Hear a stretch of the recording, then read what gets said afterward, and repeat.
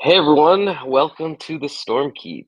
This will be essentially a Warscroll review of the Stormcast's new faction terrain piece, the Stormreach portal. And there'll be a lot of fun discussions today. My name's John. I'm happy to have you all here. Hey guys, it's Paul. Hey guys, I'm Ragok. And Jack. All right, we've assembled the Lords of the Storm, minus David, of course. He has to Yeah. be away today. So let's talk about the mechanics of how putting faction terrain down actually works, because Stormcast players have never had terrain before now. This is a new feature in our army, and it's been a little bit different every single edition, so we figured let's just clean slate, new edition. Let's talk about how to actually set this thing up. What are the nuances of where you can put it and how it works. And thankfully, Absolutely. this edition really made it simple. There's a specific timing where you're supposed to do it. There's a specific place where every single piece of faction terrain goes. Every terrain follows these rules, nice and clean. I really like it. Very simple. Sure. You just have to you have to use deploy faction terrain as an ability, and this ability has to be used before you use any deploy regiment or deploy unit ability. So that's a lot of words for basically terrain goes down before your actual units. That's how it works. The attacker has to deploy it first, or whoever was deploying first, however you determine that, but they deploy theirs first and then you deploy yours.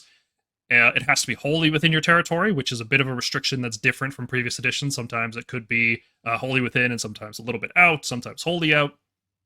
But no, now all faction terrain has to be wholly within your territory. It also has to be more than 3 inches from all objectives and other terrain. And remember that objectives in this edition are a 40 millimeter circle now. They're not just a point on the map. So because you have to put the portal down first, you kind of have to plan out your whole deployment, right? And that's kind of daunting to have that much decision paralysis. Have you guys faced this yet? Because I've had a couple games with this thing already, and I'm like, ooh, I'm committing this thing here. That means certain units that I'm bringing have to go in this area too, but that means, they can't go in a different area. And what if my opponent takes advantage of that by putting a unit over there? And, it starts to get like too many variations. How have you guys dealt with this yet? Not from our perspective. I've only played a handful of games with it. And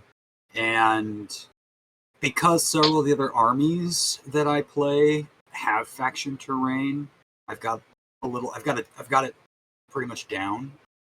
But it can be really, really challenging. And if you lose the roll-off for setting up the terrain, if your game is using that specific rule and not just defaulting to the terrain map provided by the battle plan, your opponent can significantly impact where this thing can go. Yeah, it's huge. It is a big piece of terrain. It actually is a bit smaller than it looked at first. But when you do put it on the table, you're kind of shocked at how much room it takes, considering if you're playing competitively and you're following the terrain maps, it's definitely taking up a lot of space. For sure. All right, so what does it actually do? What do you care? Why would you want to include this in your army? I mean, first of all, it's free, right? You don't have to pay any points for it. It's a free feature that you add to your army. So of course you have to go out and buy one and build it and paint it and put it in your tournament list. Every Stormcast player now has to have it. But why? I mean, that's not fair to say, because OBR players aren't using their terrain, right? No. Their terrain feature is so big and it's so weak that it's actually just become a liability. So it's fair. It's not fair to say every Stormcast player will have one, because maybe it's bad. But I think our terrain feature is very good. Like, very good. I think it's like one of the best terrain features in the game. Yes, it is. Yes. It is good. Yeah. So it's got 12 health and a 4-up save, which might matter. Like, it can't just be shot off trivially. People can't just decide to snipe it. I don't know if anybody's going to try to kill it, frankly. I think people are just going to use it as a thing to charge and teleport, like it's going to give them free movement. I don't think people want to kill this, but it is durable for what that's worth.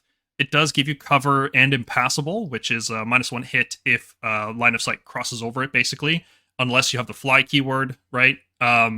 which means Krondys and everything can't get cover with it. They could, in theory, have line of sight blocked because it's so big, but they won't get cover. And then impassable, you just can't cross it, which is great. Actually, you can set up some cool choke points with this thing. And then the big thing you want out of it is Step into the Storm, which you can see on the screen here. You pick a non-monster Stormcast unit that's wholly within 6 of it, and you just teleport it. You get a translocation in your movement phase, no dice roll, guaranteed. And that is a phenomenal ability. Like, that is really, really, really strong. For 0 points. And every single turn. Yeah. Yes. There's always something that you can do with that, which is really nice. Yeah. So that's the mechanics. That's the stats. Let's do the review. So for starters, it's free. Like, you have to mention that it doesn't cost you any points. This is a priest with translocation that can't fail. It is obviously done in the movement phase, not in the hero phase, which is different enough. And there's a few scenarios where it matters. Like, for example, if you want to teleport a wizard before casting, obviously you can't do it with the Stormreach portal. You still need translocation for that. If you want to use a teleport in order to get a battle tactic, like I had this happen in my last game, where you declare take your land, and you make it pretty. You have to pick which piece of terrain you're going to take, and your opponent then countercasts a manifestation on top of that terrain or near it, such that you can't set up a unit and just take that terrain for free. So that's one of the downsides. You could do that with translocation, right? Because translocation would happen before they can countercast with magical intervention. But if you're relying on the Stormreach portal for it, then that would be a counter to that tactic. So there's some nuance there. Other good things, I mean, it's a teleport once a turn. That's really strong. No dice roll. Priests are really looking sad now. Stormcast priests are really devalued. Translocation is still good. It's just not. I can't think of many scenarios where I need translocation on my list anymore. It's only good for countercasting. It's only good if you bank up ritual points, you run your priest up, and then you put your long strikes or some cavalry in a tenuous position after having killed something, and then you get them out of trouble, and you sacrifice your priest, but you save 360 or 460 points. That's the use, basically. Yeah, and even then, that's not reliable because prayers fail on a modified one. So unless you're a Lord Relictor, which gets +1 to cancel the -1, even if you have 50 ritual points banked on a 1 or 2 when you're using magical intervention, the prayer doesn't do anything, which is very unfortunate. Yeah, I was doing that a lot in early 4, having my long strikes up to cover for someone trying to seize the center, and then teleporting them back after banking 1 and going second.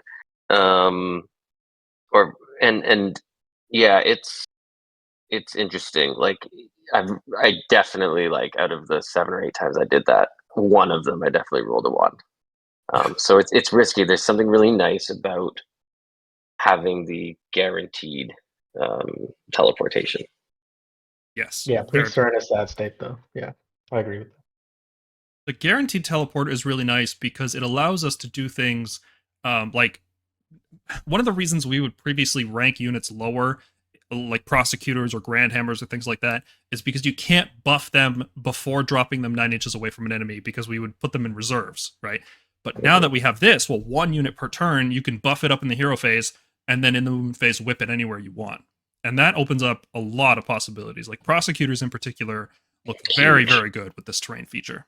You can give them a 5-up ward, you can give them blessed weapons, you can give them finest hour, and then teleport them on the other side of the board. 3d6 charge with a reroll from a command point is very reliable.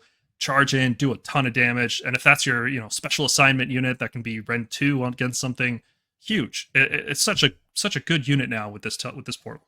Yeah, it immediately bumped prosecutors up, and they were already performing really well, but there was that frustration about not being able to give them the 5-up ward ability and the and finest hour, and this just took them to the next level. I've been using it almost exclusively in the first turn or 2 to perform that exact maneuver.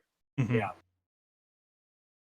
Another cool thing is that the way Step into the Storm is worded, it's not restricted on units that have already moved this turn, like some other teleport abilities are now. A unit can move into range of the ability and then teleport. So you can retreat into range, you can move into range. You don't have to start your movement phase huddled around this piece of terrain. You can be pretty loose with it, which I find very, very useful in games, especially with prosecutors, like we're saying, they have a 12-inch flying move, so as long as you're wholly within 18 at the start of your move, you can always just move into range of this thing and then teleport anywhere on the board. Yeah, and the 6-inch like bubble on a piece of terrain that is so large extends significantly out. Like it is far further out than sort of the 12-inch of a priest. And when you look at it on the map, it's just kind of shocking at how much how easy it could be to get back to it. Now, obviously, you're not necessarily placing this like near the front, but there may be times that you might actually consider that and have it as sort of this escape hatch to get out of there. Yeah, especially against armies that can teleport or deep strike or things like that. Leaving it in your backfield, and then when you move away from it, your opponent can just drop in play directly on top of it and then charge into it and then string their units out. Like, it's a huge amount of extra movement for a savvy opponent. So it becomes a big liability to leave it unguarded. So the closer you leave it to the front line, the easier it is to deny that advantage from your opponent. Whereas if you leave it in the back, you're giving them that kind of option to teleport and charge. Right. Which is the opposite of how we used to play, right? Because this is a tactic that Stormcast in particular are very well known for, because we have such broad access to deep strikes and teleports as an army. Yeah, we've always been the people that do this, so it's maybe we're not that well versed on how to counter it, and I think some people are going to get tripped up by it. It's just not something that we have had to think about before, because in a lot of ways, Stormcast over the last 2 editions has been a very mobile is not necessarily a great word for it. Unpredictable. We have historically been able to kind of go wherever we need to when we need to get there.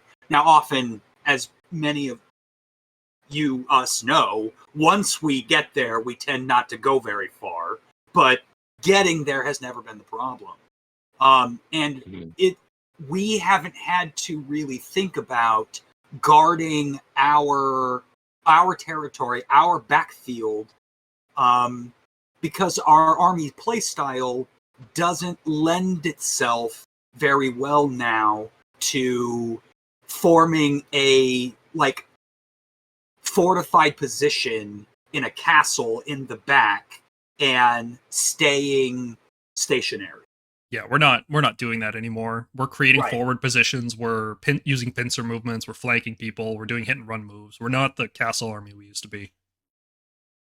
Another cool use of the portal is this again came up in the same game that I'm describing.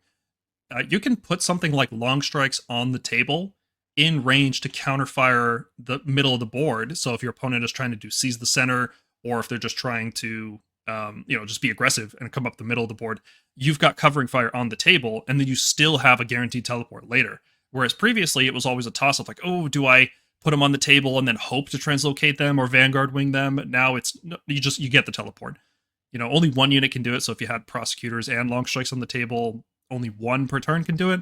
But just the choice of having long strikes on the table to do that covering fire maneuver is really, really great. It's the consistency of just knowing.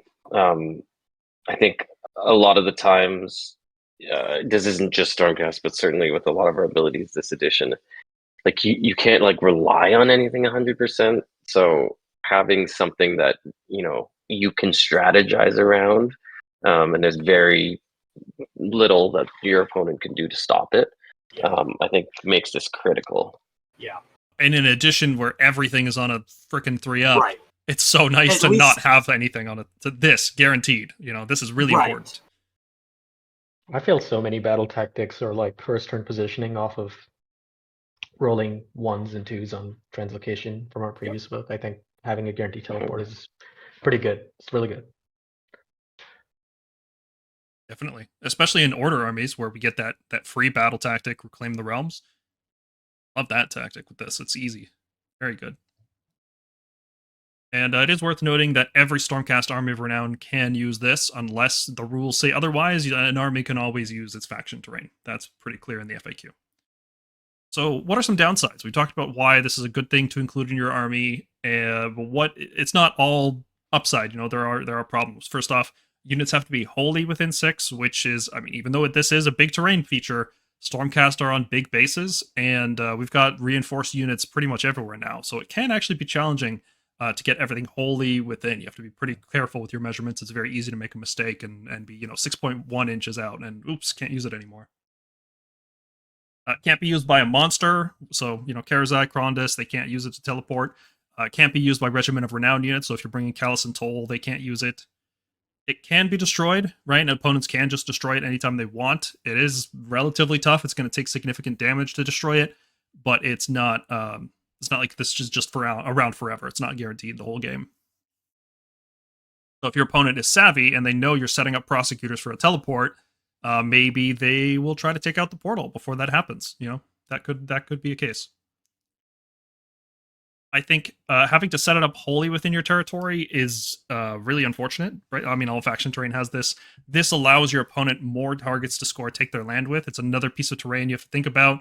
I'm already at the point where it's just guarding every piece of terrain is too difficult, and I'm just going to give my opponents take their land at some point. I just have to hope that it's going to be a piece of terrain where it's not advantageous tactically for them to control it at that moment, and just giving more terrain is not good, not perfect. Now, it is very big, and I would say it's more of a good thing than a bad thing, I think, that it's very big because of the way faction terrain works in this edition.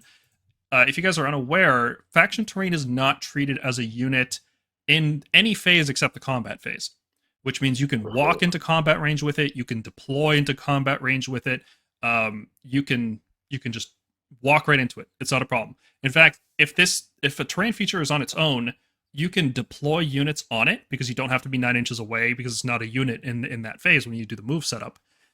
Then you can charge it, even though you're already in melee, you can just charge it because you're not in combat with it, but you can still finish a charge within half an inch of it. And then you can string out your unit and then do a pile-in move and swing around. And it just gives you a lot of reach, especially if you have like a dispersed formation unit. Like, you haven't lived until you've charged Slaves to Darkness terrain with a block of 4 Storm Drakes and just covered half the board with a single line of Drakes and just swung it around and fought everything that you wanted to. Wonderful.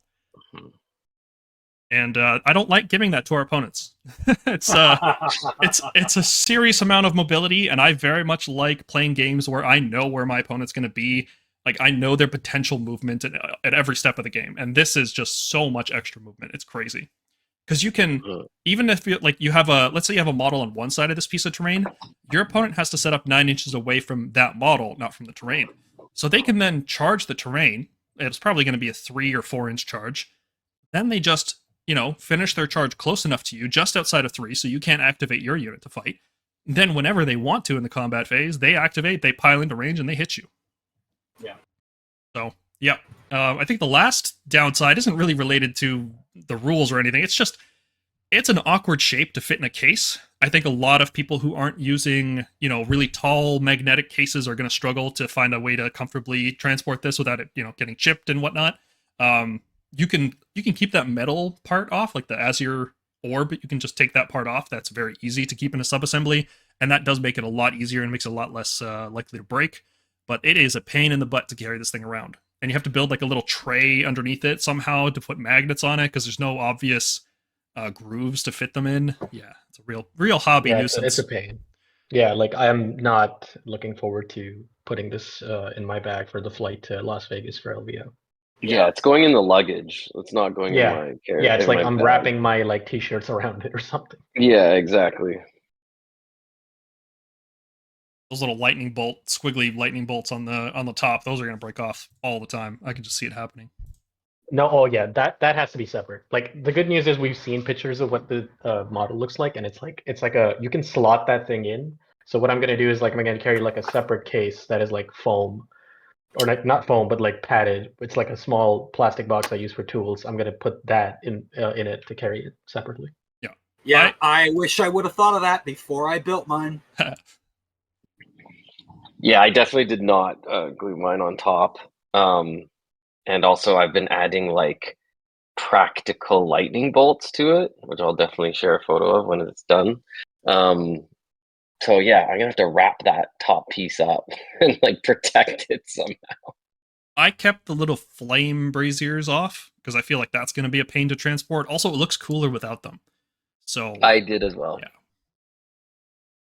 Yeah, I don't know if we should recommend that or not. Like, I don't know if anyone would care, but I guess you If lose it less changes the footprint, distance. Yeah. does it change the footprint? No, Well, ever it so changes a slightly. little bit how far out you get in the The- negative. Depends. so Stuff- I mean, the little like ground, the little rocky ground that those braziers sit in is a part of the stairs. Oh no, I guess that They does just get go glued underneath on. it. It's fine. Yeah, that does get glued on, so you can just leave those off. Yeah, very easy to take them off. It, Yeah, I left mine off. I ever so There's just too slightly much to paint. changes the footprint. Like, I can't imagine playing a game with anyone so unreasonable they'd have a problem with that. Because like as long as you're consistent, right, one way or the other, you either use the phantom footprint or you just use the way it's modeled. Like talking like half the an thing inch here, is who like cares? this is a very Yeah. tournament dependent thing. I can't imagine most TOs would like not be okay with it. I know some TOs will, because it's like you could build the OBR terrain piece, for instance, without those four corners. You know, just like the central staircase piece.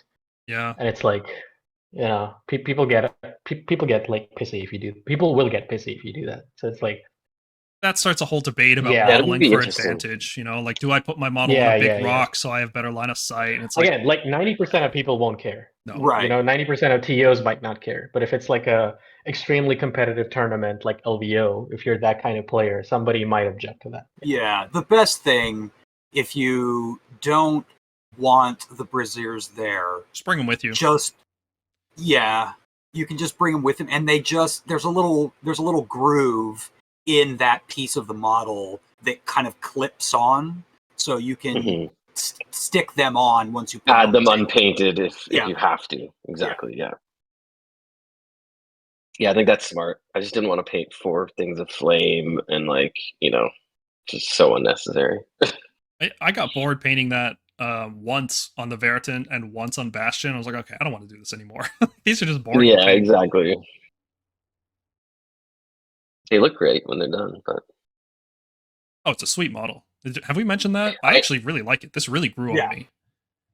I will say one thing that disappointed me from like a hobby side of it.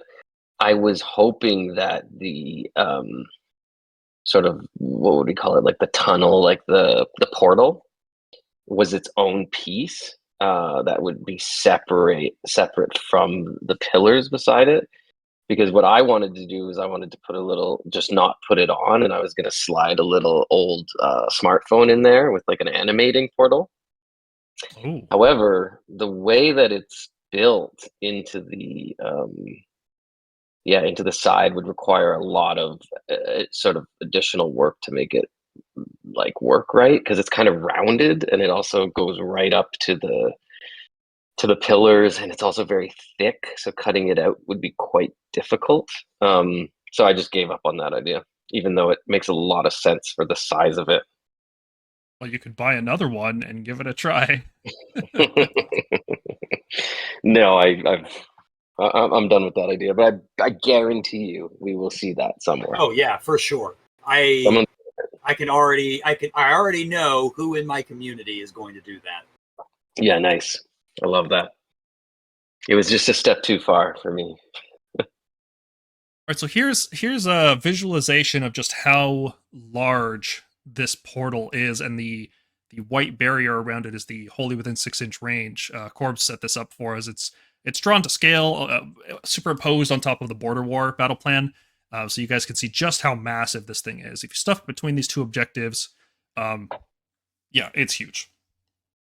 And there's a lot of area there to have your long strikes, up in the battle, like, but still being able to retreat into that thing. So I think that's what we really want people to think about. That's what I've been thinking about and using it for quite a bit. Because you can, with long strikes now having that 3-up save, often when they get pressured or someone, gets through your screen or whatever, gets to them with a long charge, they rarely die right off the bat. And so, being able to do a retreat, ideally you don't kill them with the D3, but let's just say you get the retreat, you get into this thing and you teleport them. On the next turn, you're going to be rallying them back. And I know, I'm sure you guys have been rallying the long strikes this edition, but it feels so good getting them back. And because they're only 2 wounds, it's nice and easy. Yeah. Yeah, Rallying extremely good rally value. 1 to 2 long strikes every time. It's just awesome. Yeah. And you don't even have to heal them, I think, right? The way rally works now, damage is on the unit, so you can just return models and still have the unit be damaged. Yeah, exactly. You can choose one or the other. You don't have to heal. A lot of other abilities in the game will make you heal if you can, and then it lets you return models. But rally is you could just do either one. Yeah, it's great.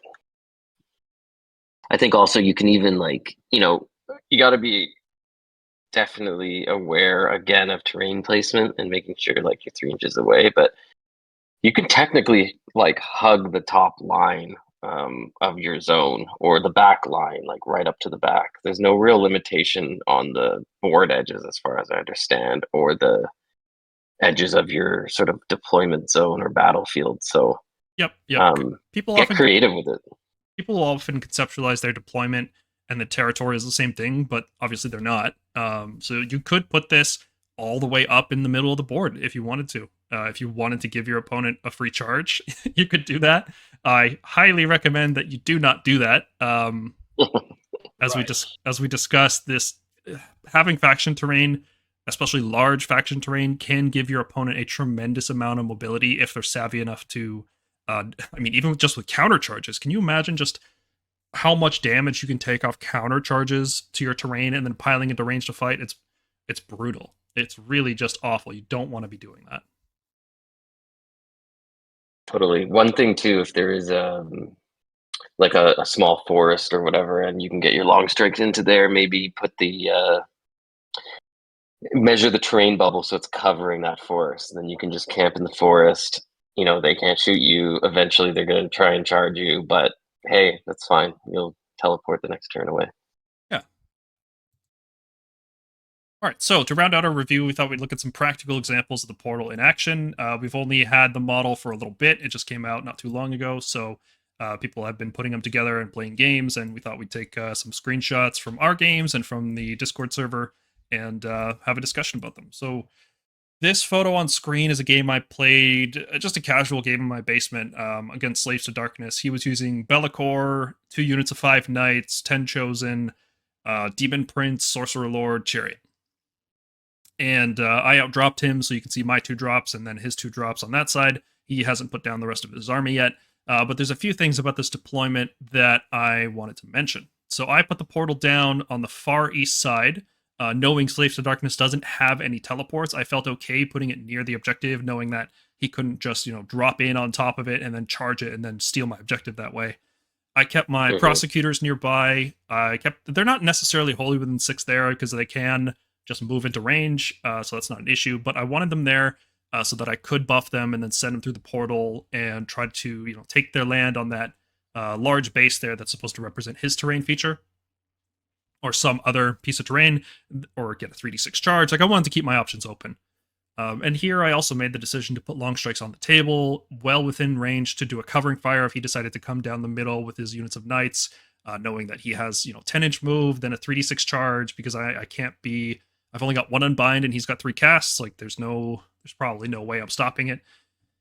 I kept a screen of Vanquishers up front. I kept my Paladors more than 3 inches off the front line. I did some cheeky moves here, putting a Palador underneath the terrain next to the wall, and then using that to kind of zone out a 9-inch space around it for the bridge. Then the practical effect of this is that his Chosen would have to run all the way around the wall because they couldn't set up within 9 inches of that one Palador underneath the terrain there. And then that would increase his charge from a 9 to like a 15 or so, which is very unlikely on a 3d6. I've got Vigilors up top blocking that area off just in case he, just the way the drops worked out, the Vigilors had to go down before I saw where both of his wizards were. I thought maybe he might put a wizard up top and then bridge up top and then charge in that way. So I put a screen up there just to make sure that didn't happen. Or at least, if it did happen, he would charge into a bunch of Vigilors and then die to Long Strikes, Prosecutors, and Paladors. Yeah, those are my thoughts on this deployment. It worked out pretty well for me. Prosecutors did a lot of work for me this game. Yeah, Paul, one thing you mentioned early in this description I think is really important. It was also mentioned on our Discord early on that some people just might not think about. But for example, your prosecutors there. If you were going up against, a army that did have a direct teleport ability, you can set up your prosecutors in a way that you are zoning out and screening, knowing that when your turn happens, you will be able to either move or, worst case, retreat back into the zone, into the 6 inches. So I think that's good for people to realize that you really don't have to set up in the 6-inch bubble, even though it's very large.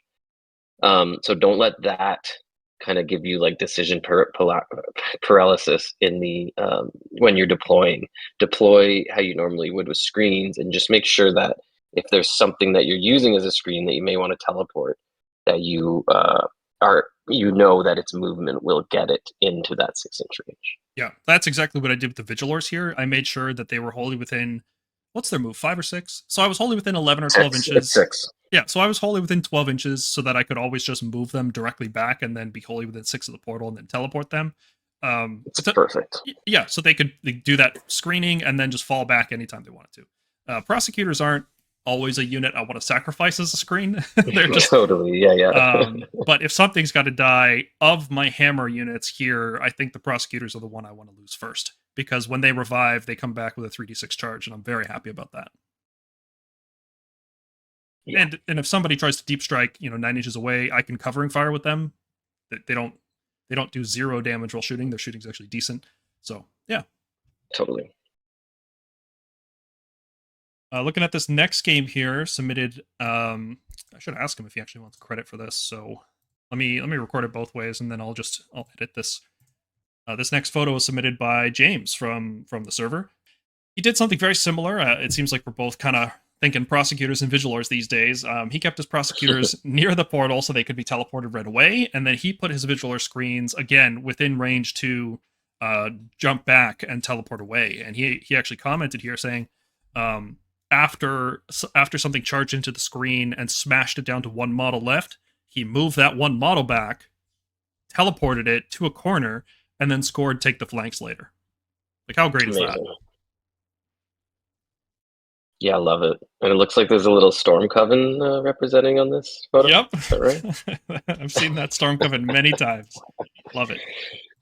It's cool too, like, you have this, it's really not going to do all that much, but deploying like the Lord Relictor there, or maybe you deploy your Knight Arcanum on it or whatever. In the event that something crazy happens and they get into you, you've got some cover, got some protection. Well, it is also impassable, so I'm not sure if putting the Lord Relictor on those steps is technically legal. Yeah, you can't. Oh, I thought you could. Nope. You should be able to. It fits perfectly. Sure. It would be like, stepping into the portal requires a space, but no, it does have the impassable keyword. Okay, last scenario we wanted to look at here. Again, prosecutors and long strikes are featured very heavily in Stormreach portals. And there's a reason for that. Like the portal, it's not terribly useful if you're running, double cavalry, like if you're running triple Paladors or, Krondys or Karazai or something. Like the portal's not super useful. It's more for units that want to be on the table to get buffed or use a deployment phase ability like Quest or Soulsworn. They can use their ordained quest to quest mark an objective, use the portal to teleport, and keep their personal teleport for later. That's super useful. It's great for long strikes, which want to be on the table for covering fire. It's great for prosecutors to take buffs. I'm sure there's going to be other unit combos that come up, but right now everybody seems to be hot on prosecutors and long strikes. The Questor abilities issue again gets resolved with this new piece of terrain, which I think is really great. Yeah, agreed. Wait, what? One of the issues. Well, just the issue that you can't quest mark if you're in the sky. So you could never. What you had to do was you had to start them on the table, and then you had to waste their teleport to get them to the objective that you quest marked. I got you. Yeah, I got Whereas now you can keep that teleport as a defensive teleport, which is really where it shines, because it can be done in combat. Nice. So this photo comes from Jay Wester. He's got some commentary here. He says the prosecutors were wholly within range of the portal. Long strikes were just within a move of the portal. So you move and then you teleport, like we discussed. He said his plan was to buff the prosecutors with blessed weapons, finest hour, a 5-up ward from Sentinels of the Bleak Citadels, and then teleport them. Get the 3d6 charge. He says he was successful with all of it, which is great. I mean, that's the dream, right? You get that 5-up for blessed weapons, and then now you're hitting just a stupid amount of damage, especially if that's a special assignment unit. It's now Ren 2, and there is a lot of beasts that you can pick there to be Ren 2 against. Can Squigs defense in this edition? I always forget. No, they're a beast. They can't use commands, right? No, beast means control 1. Oh, I think they can use commands. Yeah. So they can defense to get a 5-up save. You can just get Ren 2 Yes. and just ignore it, which is fantastic. Go ahead. There's 100 of them though, so There's a lot of squigs, yeah. He says, between the shooting and attacks, they tore apart one flank, then went back to the portal. He used it as an emergency escape for the long strikes later, which is fun. You can retreat out of combat, and then because long strikes have the ability to retreat and shoot, you can retreat, teleport them with the portal, and then still shoot something, which is awesome. He never had to use it, thankfully, but not having to worry about translocate and being able to chant other prayers to support other units was good. He says, if I owned more prosecutors, I would have loved to send a second buffed up unit. Yeah, that's a list I'm going to be trying is Lord Relictor 2x6 prosecutors. I think James was the first one to show us that, and I was kind of skeptical that 2 units was really the way to go. I figured maybe use Reclusians instead of a second unit, but no, I think 2 units of prosecutors is the way to go. They're so good right now. Yeah, and you can keep, I believe this is how he's doing it as well. You can keep that second unit completely safe in the sky, and the turn that you send the first one out, you just drop the other one into where the portal is, and then If you want or you can do it the turn you're even going to do it. Well, because you're going to want to buff them up. So you do it the turn before, you send out the one you're sending, and then you've protected them at least in the sky up until that point. And it's sort of like this cycle that's happening. It's pretty deadly. Yeah, I actually quite like that Storm Coven 6 prosecutors Lord Vigilant combo, because what you can do is like buff up 6 prosecutors with strike first, if that's, if you want to roll 7s to cast. Give them blessed weapons from a priest if you want to. Send them out with the portal, sky drop the Lord Vigilant on Grimstalker, let them fight twice, and because they have strike first, they would actually strike first and strike normally. Yes. And they only gain the strike last after fighting the first time. So they have strike first, so they go first. Then they gain strike last, but they still have strike first, so they cancel out. Now you're normal fighting, and it's your turn, so you get to pick a unit. You pick the prosecutors. Yeah, you basically fight twice immediately. It's really good. Yep. Now, it's unreliable as all hell, because Storm Coven's casting with +0 on a 7+. And then you're hoping for blessed weapons on a 5 on the Relictor. There are ways to game this. Like you could magical intervention, top of 1, make your opponent go first. Magical intervention, if you have the spare command points, just to generate some ritual points, and then you're probably going to get blessed weapons off on your turn. It's just a fun combo. It's not like, don't take it too competitively, but yeah, it's just something that's cool, and your opponent's going to hate it. Yeah, absolutely. And I think everyone listening to this needs to know, the prosecutors don't need the blessed weapons. They will produce for you. They will do a ton of damage. They even as is. If you get it off, however, you can split some of those attacks, or you'll just be laughing and have a lot more confidence in it. But I don't think we want people thinking they absolutely need it, because they slap pretty hard into most defenses.